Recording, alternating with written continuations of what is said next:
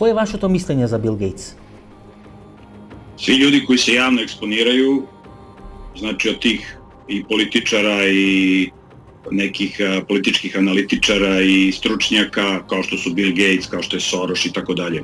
To su samo pijuni nekih mnogo moćnih i uticajnih ljudi. Znači ljudi koji vuku svetske konce, oni se javno ne eksponiraju, oni su pozitivni. Bill Gates je tu samo neki čovek koga su oni izabrali, kome su omogućili da zarade veliki novac.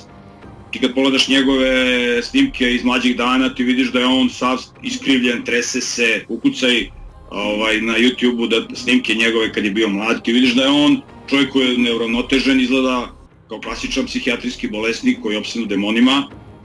Tako da su oni njega jednostavno izabrali da se on eksponira, da tu nešto priča, a dali su mu mogućnost da zaradi veliki novac. I sad u očima širokih narodnih masa koje su izmanipulisane, koje ljude uvažavaju po tome ko ima koliko para. Bill Gates je ikona modernog čovečanstva, ljudi u svetu obožavaju Billa Gatesa zato što je on navodno uspešan, zato što je on zaradio velike pare. U stvari on ima novac prema onom principu koji je još u Bibliji zapisan kada je Sotona rekao Isusu daću ti sva blaga ovoga sveta ako mi se pokloniš.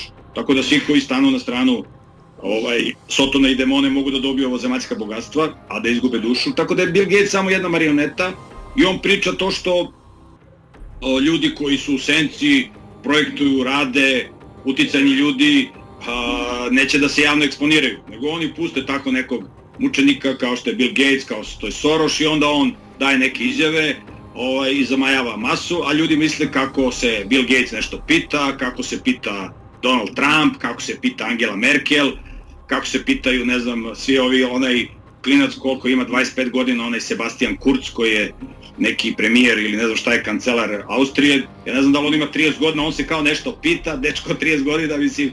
Tako da to su priče za naivne, postoje ljudi u pozadini koji vuku konce, koji kontrolišu medije, koji kontrolišu finansije, koji kontrolišu ceo taj sistem